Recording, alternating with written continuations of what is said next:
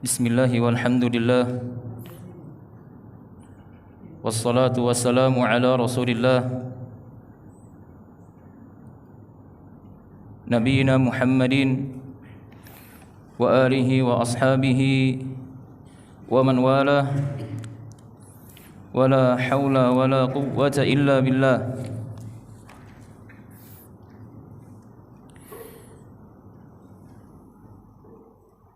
Allahumma inna nas'aluka bi anna lakal hamd la ilaha illa anta wahdak la sharika lak al-mannan badi'us samawati wal ard ya dzal jalali wal ikram ya hayyu ya qayyum. Allahumma 'allimna ma yanfa'una وانفعنا بما علمتنا وزدنا علما وهدى وتقا وصلاة وإخلاصا آمين يا رب العالمين. Saudaraku kaum muslimin, azani Allah wa iyyakum. Semoga Allah Subhanahu wa taala dengan nama-namanya yang indah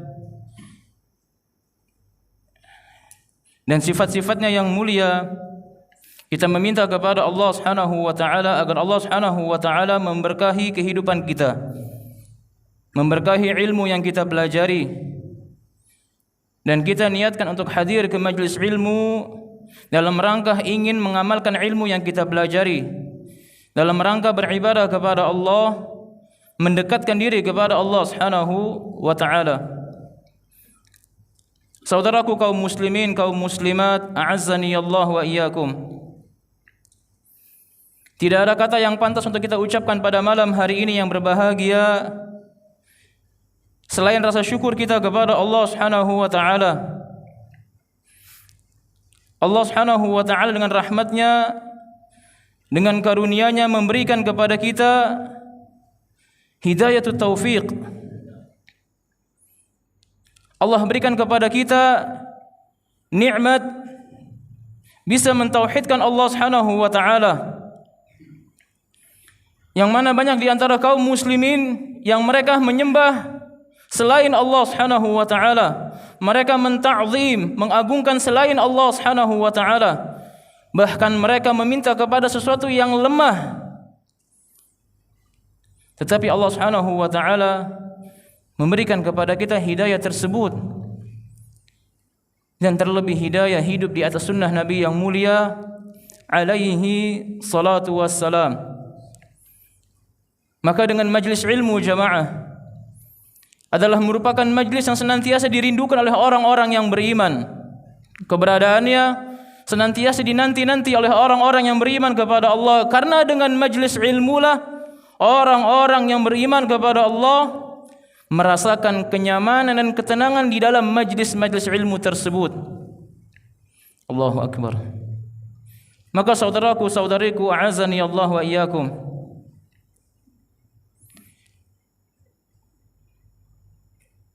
bukan hal yang sulit, bukan hal yang berat bagi kita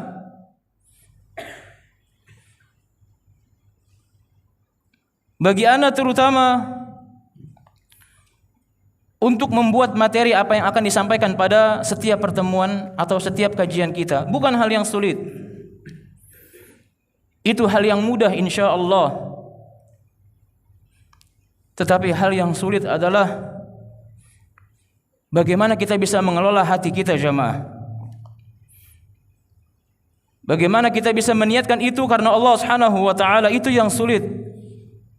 Karena niat itu tataqallabu alaina, karena niat itu silih berganti berpindah.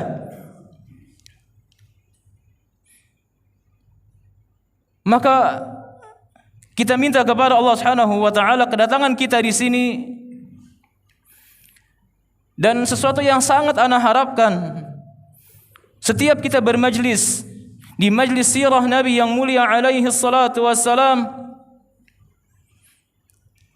ana harapkan bahwasannya pertemuan ini, perjumpaan ini, majlis ini Itu bisa menambah ketakwaan kita kepada Allah Subhanahu wa taala. Itu bisa menambah keimanan kita kepada Allah Subhanahu wa taala. Jangan sampai kita hadir ke majelis ilmu tak ada satupun yang bertambah dari keimanan wala ketakwaan. Maka kita minta kepada Allah Subhanahu wa taala agar Allah jaga hati kita. Kita meminta kepada Allah keikhlasan. Dan kita khawatir dari yang namanya hati yang tidak ikhlas, yang tidak mengharapkan Allah Subhanahu wa taala di dalam mendekatkan diri kepadanya, Rabbul Izzati wal Jalalah. Saudaraku kaum muslimin, azani Allah wa iyyakum.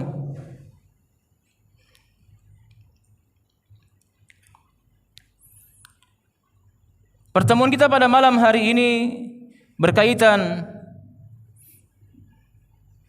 akan suatu peristiwa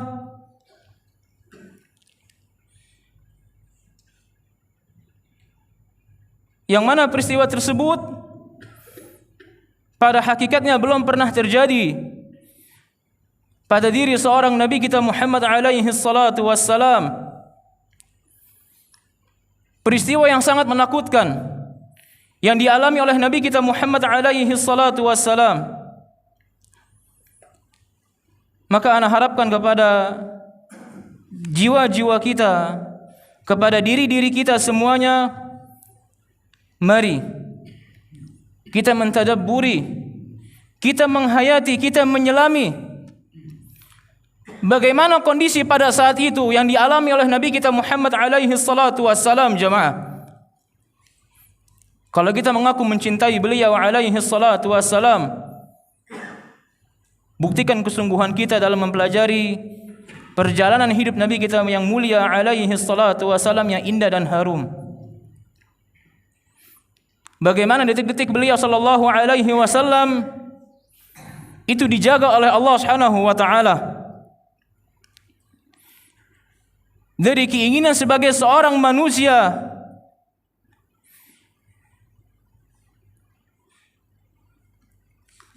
Allah jaga beliau, jemaah. Allah jaga beliau. Maka dengan penjagaan tersebut, dengan perlindungan Allah Subhanahu wa taala, naungan nubuwah dan kerasulan yang akan diterima oleh beliau alaihi salatu wassalam, ini merupakan di antara skenario Allah Subhanahu wa taala dalam rangka mendidik dan menjaga nabinya Muhammad sallallahu alaihi wasallam. Dan dengan kesabaran yang beliau miliki, pertolongan yang Allah berikan kepada beliau, al-inayah ar-rabbaniyah, pertolongan rabbani yang Allah berikan, Allah jaga beliau sallallahu alaihi wasallam dari berbagai macam keburukan. Itu di antara bentuk detik-detik Nabi sallallahu alaihi wasallam mendapatkan risalah kenabian dan kerasulan. Saudaraku kaum muslimin, azani Allah wa iyyakum. Ketika usia beliau mencapai 37 tahun, wa kanat ta'ammulatuhu al-madiyah qad wassa'at syuqqah al-'aqliyah bainahu wa bain qaumih. Tatkala usia 37 tahun Nabi kita Muhammad sallallahu alaihi wasallam itu beliau banyak merenung, jamaah.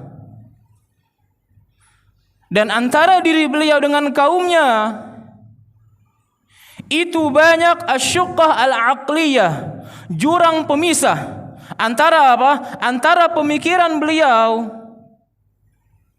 dengan pemikiran kaumnya. Beliau melihat bagaimana kemungkaran, kesyirikan yang terjadi pada kaumnya, yakni di bangsa Arab tatkala itu. Itu membuat beliau enggak tenang, jamaah. Ya Rabb, ini gimana? Aku harus gimana? Semua kemungkaran ada di depan mataku. Aku enggak bisa merubahnya. Aku enggak punya metode ataupun konsep untuk merubah bagaimana bangsaku ini menjadi bangsa yang baik.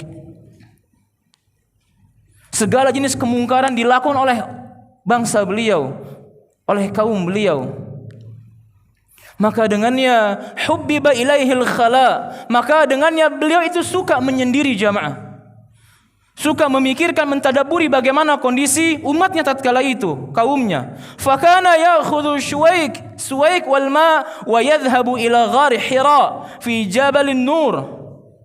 Maka dengannya Nabi alaihi salatu wasalam itu sering menyendiri di sebuah tempat yang jauh jamaah. Beliau hanya bawa sepotong roti dari gandum dan beberapa air untuk menjadi makanan beliau ketika beliau menyendiri. Beliau berangkat ke sebuah jabal, ke sebuah gunung yang besar jamaah. Yang jarak antara gunung tersebut dengan kota Mekah itu 2 mil jamaah. Kurang lebih sekitar 3,2 kilo. Beliau jalan kaki jamaah untuk bertahannus, untuk berkhalwat. Khalwat telah kita sampaikan bahwasan khalwat dalam bab tazkiyatun nafas itu maknanya positif. Adapun khalwat dalam bab fikih itu negatif. Beliau suka berkhalwat dengan Allah Subhanahu wa taala. Beliau beribadah kepada Allah Subhanahu wa taala. Allahu akbar. Beliau jalan kaki jamaah di malam hari membawa perbekalan yang pas-pasan. Itu beliau jalan kaki ke Jabal Nur, tepatnya di wilayah Hijaz. Beliau naik ke atas jamaah. Tingginya gunung tersebut itu 640 meter jamaah. Allahu akbar. Tingginya 640 meter dan puncak tertinggi dari Jabal Nur tersebut 642 meter. Allahu akbar. Antum resapi jamaah, antum hayati bagaimana perjuangan Nabi kita sallallahu alaihi wasallam. Dan setiap anak tangga ketika antum umrah itu bisa dihitung, itu kurang lebih ada 1750 anak tangga. 1750 anak tangga, dan setiap anak tangga itu kurang lebih tingginya kurang lebih 30 cm. Antum hitung 30 kali 1750 tingginya itu. Allahu akbar. Di situ ada sebuah gua jamaah, dinamakan dengan gua Hira. Yang kaum muslimin sekarang ketika ke sana itu malah melakukan penyimpangan syariat, melakukan kesyirikan di atas gunung tersebut. Padahal di sini ada peristiwa yang sangat genting, awal perubahan tarikhul Islam. Allahu akbar. Mereka foto-foto selfie tanpa mengetahui, menghayati bagaimana peristiwa besar yang terjadi di Gunung Hira, di Jabal Nur tersebut, di sebuah gua dinamakan dengan Ghar Hira, gua Hira. Gunung tersebut besar. Terdapat sebuah gua yang mungkin panjangnya kurang lebih hanya 4 hasta. Panjang gunung tersebut kurang lebih hanya 4 hasta, 3,7 meter. Adapun lebar gunung tersebut, yakni lebar goa tersebut hanya sekitar 1,6 meter jamaah. Kecil goa tersebut. Allahu akbar. Kalau seseorang ingin sampai ke puncak Jabal Nur, itu kurang lebih 1 sampai 2 jam baru sampai ke atas. Antum bayangin. Iya, serta kemiringan, ya, curamnya Jabal Nur itu 60 sampai 70 derajat. Subhanallah. Itu Nabi alaihi salatu wasalam naik ke sana jamaah untuk menyendiri, bagaimana memikirkan kondisi kaumnya. Allahu akbar. Saudaraku kaum muslimin, azani Allah wa iyyakum, fayuqimu fihi syahr Ramadan. Beliau berangkat pada saat itu di bulan Ramadan. Beliau terkadang berangkat bersama keluarganya, terkadang sendiri. Terkadang ada orang-orang dari kalangan kaum masakin dan fuqara ikut menghampiri beliau, dan beliau pada saat itu tetap memberikan makanan, menjamu mereka. Allahu akbar. Wa yaqdi waqtahu fil ibadah wa tafkir fima hawlahu min musyahadatil kaun. beliau di situ menghabiskan waktu untuk apa? Beribadah dan bertafakkur, memikirkan bagaimana kondisi yang beliau saksikan akan kaumnya. Allahu Akbar. Saudaraku kaum muslimin, yang mana kaumnya itu banyak melakukan kesyirikan al-muhalhalah wa tasawwuratuhal wahiyah. Banyak melakukan penyimpangan dan kesyirikan di kota Mekah tatkala itu. Tetapi karena beliau bukan seorang nabi tatkala itu, belum diangkat sebagai seorang nabi tatkala itu, laisa baina yadayhi tariqun wadih. Beliau enggak punya jalan yang bisa menuntun beliau bagaimana menjelaskan ini kepada kaumnya. Wala manhajun muhaddad, dan enggak punya metode yang pasti bagaimana bisa menerangkan ini kepada kaumnya. Wala tariqun qasidun yatma'innu ilaihi wa yardah, dan beliau enggak punya cara bagaimana bisa menjadikan kondisi kaumnya itu beliau ridhoi dan beliau sukai. Allahu Akbar. Beliau bingung jamaah mau ngapain. Akhirnya beliau apa? Menyendiri, bertahannus. Maka di sini di antara makna firman Allah Subhanahu wa taala di dalam Al-Qur'an surat Ad-Duha di ayat ke-7, wa wajadaka dhallan fahada. Ketika Allah mendapatimu wahai Muhammad dalam keadaan apa? Dhallan, tersesat. Tersesatnya seorang nabi atau seorang rasul itu bukan tersesatnya sebagai seorang manusia biasa, beda. Kalau kita ketahui, ketika kita katakan manusia ini tersesat, maka maknanya apa? Dia terjauhkan dari apa? Dari hidayah Allah Subhanahu wa taala, dari jalan yang hak. Tetapi kalau makna sesat digandengkan dengan makna Nabi alaihi salatu wassalam atau seorang rasul, maka maknanya bukan tersesat tetapi bingung. Belum datang petunjuk kepada beliau. Allahu Akbar. Maka dengannya Allah berikan petunjuk kepada Nabi alaihi salatu wassalam, karena beliau belum mengetahui apapun jamaah, apa yang harus beliau lakukan. Wa kana ikhtiyaruhu sallallahu alaihi wasallam li hadhihi al-uzla tarfan min tabdirillahi lahu. Dan di antara bentuk uzlahnya beliau, penyendirian beliau dari kerusakan yang ada kaumnya, itu merupakan di antara skenario Allah Subhanahu wa taala, bentuk cara Allah Subhanahu wa taala untuk mempersiapkan nabinya sallallahu alaihi wasallam. Wala budda li ayyi ruhin yuraddu laha an tu'athira fi waqi'il hayatil bashariyah fatahawwalaha wijhatan ukhra. Allahu Akbar. Maka dengannya Nabi sallallahu alaihi wasallam itu menyendiri jamaah. Beliau merenungi bagaimana ini kondisi umatnya udah sangat jauh dari yang namanya petunjuk ilahi.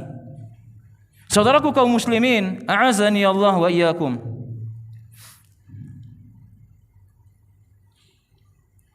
Wa hakadha dabbara Allah li Muhammadin sallallahu alaihi wasallam.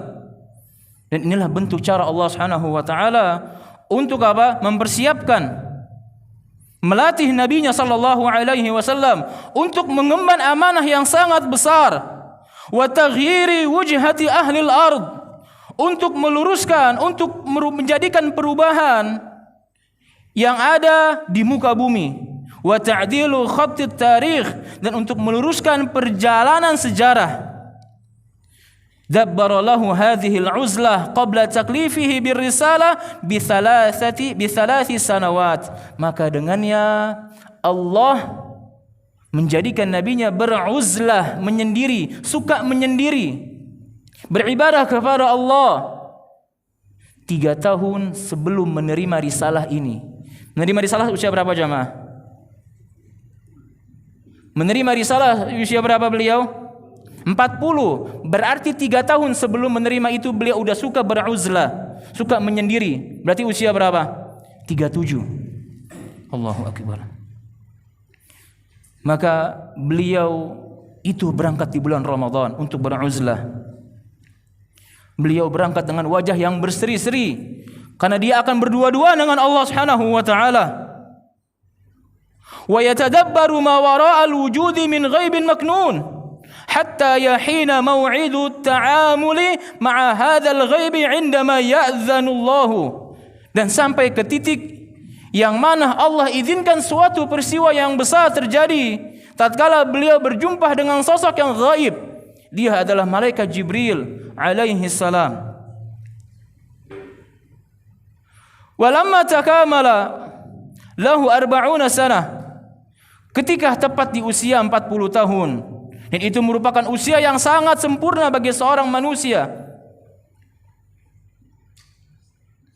Wa tilkal athar hiya ru'ya shadiqah. Dan Nabi sallallahu alaihi wasallam itu sering melihat yang namanya ru'ya shadiqah, yakni sebuah mimpi yang tak mungkin dialami kecuali kepada orang-orang yang memang jujur perkataannya, amanah perkataannya, selamat tauhidnya, jelas manhajnya. Dan ini orang-orang pilihan Allah, wali-wali Allah Subhanahu wa taala. Fakana la yara ru'yan illa ja'at mithla falaqis subuh. Dan beliau tidaklah melihat kondisi ru'ya tersebut, mimpi tersebut, kecuali seperti falaqus subuh. Falaqus subuh ini seperti sunrise jamaah. Seperti apa? Yakni cahaya ketika terbitnya matahari. Allahu akbar. Hatta madat ala dzalika 6 ashhur. Ya, sampai berlangsung kurang lebih selama 6 bulan. Ketika usia beliau tepat di usia 40 tahun, dan pada saat itu malam 21 Ramadan atau bertepatan ya pada tanggal 10 Agustus 610 Masehi.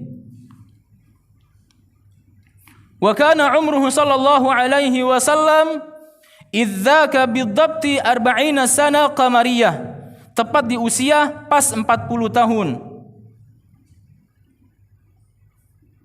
Allahu akbar. Maka jamaah, kalau kita hayatin, antum perhatikan, beliau sallallahu alaihi wasallam itu sering melihat ya yang namanya ru'ya shadiqah. Mimpi ru'ya shadiqah ini ya itu ketika beliau di usia berapa? 37 tahun. Allahu akbar. Ya, maka kalau kita perhatikan, antum perhatikan 23 tahun. Kalau kita bagi ada berapa semester jamaah? 23 tahun berapa semester? Berapa? 46 semester. Iya. Dan Nabi sallallahu alaihi wasallam melihat ru'ya shadiqah. Iya. Dan ru'ya shadiqah ini merupakan di antara salah satu dari 46 ciri kenabian. Salah satu dari ciri 46 tanda kenabian. Iya. Dan ketika beliau melihat ru'ya shadiqah itu seperti falaqus subuh, cahaya yang terang. Allahu akbar. Seperti mungkin kayak terbitnya matahari. Ya kalau kita sih ngelihat apa terbitnya cerah gitu lagi mimpi, itu kita lagi dibangunin, bangun subuh belum subuh loh. Allahu akbar. Bangun subuh belum sholat. Itu kalau kita, Allahu akbar. Jangan ngaku-ngaku jadi nabi. Itu kalau kita itu subuh bangun subuh belum subuh kita. Allahul musta'an. Nabi sallallahu alaihi wasallam ya itu ya selama usia beliau melihat kondisi tersebut. Maka itu terjadi pada usia kenabian beliau sallallahu alaihi wasallam. Saudaraku kaum muslimin, a'azzani Allah wa iyyakum. Ketika beliau memulai di bulan Rabiul Awal, berarti 6 bulan setelahnya bulan apa? Ramadan. Mana pada saat itu beliau melihat ru'ya shadiqah seperti apa? Mislu falaqis subuh. Maka ketika beliau naik ke atas gua Hira jamaah, beliau berusaha untuk menyuruh kaumnya, ingin mengingkari kemungkaran yang ada pada kaumnya. Itu sulit jamaah. Beliau enggak punya metode untuk menjelaskan akan yang ini halal, yang ini haram, yang ini enggak baik, yang ini baik. Beliau buntu, enggak punya cara jamaah. Dan beliau suntuk melihat kondisi kaumnya yang sulit untuk diatur, dijelaskan. Maka dengannya Allah buat beliau untuk beruzlah, menyendiri. Ketika beliau jalan kaki pada malam itu jamaah, tepat pada malam 21 Ramadan. Beliau sedang beribadah kepada Allah Subhanahu wa taala. Di dalam Sahihul Bukhari wal Imam Muslim dari Aisyah radhiyallahu anha qalat awwalu ma budi'a bihi Rasulullah sallallahu alaihi wasallam min al-wahyi ar-ru'ya salihatu fi an-naum. Yang membuat beliau pertama kali untuk melihat kondisi tersebut adalah beliau melihat ru'ya as-salihah ketika beliau sedang tertidur jamaah. Dan tidaklah beliau melihat ru'ya tersebut kecuali seperti cahaya yang sangat terang. Allahu akbar. Summa hubbiba ilaihil khala. Akhirnya beliau menyendiri. Wa kana yakhlu bi ghari Hira fayatahannatsu fih. Akhirnya beliau menyendiri di gua Hira dan beliau beribadah kepada Allah dari kebisingan, kerusakan yang ada pada kaumnya tatkala itu. Ketika pada malam 21 Ramadan, Nabi sallallahu alaihi wasallam menyiapkan beberapa perbekalan untuk beliau tinggal sementara di gua Hira. Ketika tiba di gua Hira, hatta ja'ahu al-haqq wa huwa fi ghari Hira'in faja'ahu al-malaku faqal. Ketika beliau tiba di gua Hira, ada sosok makhluk yang sangat besar. Antum bayangin jemaah, Nabi itu di kondisi yang sangat gelap, di ketinggian yang sangat jauh dari permukaan bumi, sendirian.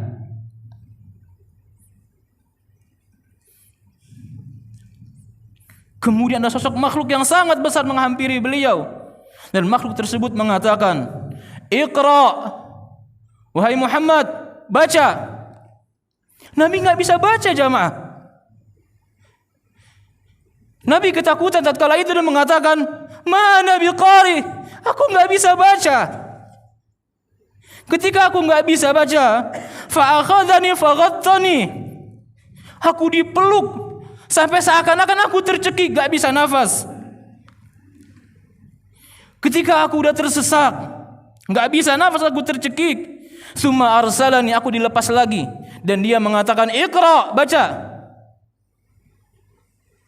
Kata Nabi, aku nggak bisa baca. Mana Nabi qari, aku nggak bisa baca. Faghattani thaniyah, dan aku dipeluk dengan pelukan yang kedua, dengan pelukan yang sangat keras sampai aku tercekik dan aku nggak bisa nafas. Ketika aku tersesak, fa arsalani, aku dilepas lagi dan aku dikatakan, "Iqra, baca." Ma Nabi qari, sampai 3 kali aku nggak bisa baca. Kemudian aku dipeluk, faghattani tsalitsah. Aku didekap dengan dekapan yang sangat kuat oleh sosok makhluk yang sangat besar yang belum pernah aku saksikan sebelumnya. Ketika aku tercekik, aku dilepas. Kemudian kata malaikat tersebut, "Iqra bismi rabbikal ladzi khalaq. Khalaqal insana min 'alaq. Iqra wa rabbukal akram alladzi 'allama bil qalam 'allamal insana ma lam ya'lam." Kata makhluk tersebut, bacalah dengan menyebut nama Rabbmu yang telah menciptakan, yang mana dialah Allah yang telah menciptakan manusia min 'alaq. Iqra wa rabbukal akram, baca dengan nama Tuhanmu yang maha mulia. Alladzi 'allama bil qalam, yang mana Allah mengajarkan manusia bil qalam, yakni bil ilmi, dengan ilmu. 'Allamal insana ma lam ya'lam, yang mana manusia itu awalnya enggak pernah tahu apa-apa jemaah. Maka dengan ilmu Allah ajarkan mereka. Dengan kondisi ketakutan seperti itu, Nabi lari ke rumah Khadijah, ke rumah istrinya. Faraja'a biha Rasul sallallahu alaihi wasallam yarjufu fuaduh. Hatinya berdebar-debar ketakutan jamaah. Fadakhala ala Khadijah binti Khuwailid radhiyallahu anha. Beliau pulang kembali menemui kekasihnya, istrinya Khadijah binti Khuwailid radhiyallahu anha. Ketika pulang beliau ketakutan, beliau mengatakan kepada istrinya, "Istriku, zammiluni, zammiluni." Istriku, selimuti aku, selimuti aku. Fazammalu. Istri yang salehah enggak pakai nanya jamaah. Enggak pakai nanya dari mana, ngapain, dari siapa. Langsung beliau selimuti dan beliau tenangin suaminya. Fazammaluhu hatta dhahaba anhu ar-raw'. Sampai mulai hilang tenang beliau sallallahu alaihi wasallam. Faqala li Khadijah. Beliau berkata kepada Khadijah mengkhabarkan apa yang beliau alami. Faqala laqad khashitu ala nafsi ma li ya Khadijah. Laqad khashitu ala nafsi. Wahai istriku Khadijah, apa yang terjadi pada diriku? Sungguh aku sangat mengkhawatirkan apa yang terjadi pada diriku. Dalam riwayat yang lain beliau mengkhawatirkan akan kegilaan. Beliau mengkhawatirkan akan kematian. Allahu Akbar. Beliau khawatir jamaah. Faqalatil Khadijah, maka istri yang salehah itu senantiasa menguatkan, membangkitkan semangat suaminya. Beliau mengatakan, "Kalla wallah, demi Allah enggak. Ma yukhzikallahu abadan. Allah enggak mungkin menghinakanmu wahai suamiku. Innaka latasilur rahim. Engkau sungguh senantiasa menyambung tali silaturahim. Wa tahmilul kalla. Engkau senantiasa mengemban semua beban yang ada pada kaummu. Wa taksibul ma'dum. Engkau senantiasa berbagi kepada orang-orang miskin. Wa taqri'ud dhaif. Engkau senantiasa memuliakan, menghormati tamu. Wa tu'inu ala nawaibil haqq. Dan engkau senantiasa mensupport orang-orang yang berusaha untuk apa? Untuk menegakkan kebenaran dan keadilan. Allahu Akbar. Jemaah, Nabi kita sallallahu alaihi wasallam dengan peristiwa tersebut, Nabi sallallahu alaihi wasallam itu mengalami sebuah peristiwa yang sangat menakutkan dalam kehidupan beliau. Karena apa? Beliau belum pernah menyaksikan hal tersebut. Bertemu dengan sosok makhluk di kegelapan malam yang sangat besar, dan makhluk tersebut bukan hanya berbicara kepadaku, tetapi mendekap aku dengan dekapan yang sangat kuat, sampai-sampai makhluk tersebut mencekiku jamaah. Allahu Akbar. Lihat jamaah. Dan di sini terdapat pelajaran yang sangat berharga jamaah bagi istri yang salehah. Ketika mungkin suaminya pulang ke rumah dalam kondisi capek, dia habis kerja, ataupun kondisi yang bisa mengganggu pikiran beliau, atau mungkin terjadi hal-hal yang membuat beliau panas di luar rumah. Ketika pulang ke rumah, suaminya ketakutan. Apa yang dilakukan? Dan kebanyakan dilakukan oleh istri-istri sekarang adalah menginterogasi suaminya. Abang dari mana? Habis ngapain? Sama siapa? Ini bau parfum siapa? Ini rambut siapa? Ditanya. Syukur-syukur nggak pakai mesin tik jamaah. Udah kayak polisi. Diinterogasi suaminya. Lihat jamaah, Allahu Akbar. Ketika Nabi Shallallahu Alaihi Wasallam mengatakan, aku khawatir akan kegilaan pada diriku. Lihat istri yang solehah mengatakan apa? Kalla wallah, demi Allah enggak. Membangkitkan semangat suaminya. Engkau adalah orang yang mulia. Engkau orang yang baik. Begitu istri yang solehah. Ini enggak. Ketika suaminya mungkin lagi curhat, lagi cerita, lagi ketakutan, lagi banyak pikiran. Aduh, istriku ini kayaknya abang lagi pusing. Khawatir yakni mengganggu kejiwaan abang dan sebagainya. Takutnya abang yakni akan kegilaan dan sebagainya. Ya emang lu gila deh. Digituin. Ditambahin nama istrinya. Bukan apa, diberikan ketenangan. Maka ana telah sampaikan di pertemuan yang lalu bahwasannya apa? Istri yang salehah, lihat bagaimana khalfiyahnya Khadijah. Lihat bagaimana Khadijah melayani suaminya sallallahu alaihi wasallam dengan baik. Dan bagi laki-laki, lihat bagaimana Nabi sallallahu alaihi wasallam. Beliau adalah sosok yang sangat mencintai Khadijah radhiyallahu anha dan sosok yang sangat memperhatikan, memperdulikan bagaimana kondisi istrinya. Tentu satu sama lain pasti ada kekurangan, tetapi di sini poin besar, bagaimana sang istri bisa mencontoh semaksimal mungkin akan peran yang diperankan oleh Khadijah bintu Khuwailid radhiyallahu anha, dan juga sang laki-laki mencontoh peran yang ada pada diri Rasulullah sallallahu alaihi wasallam.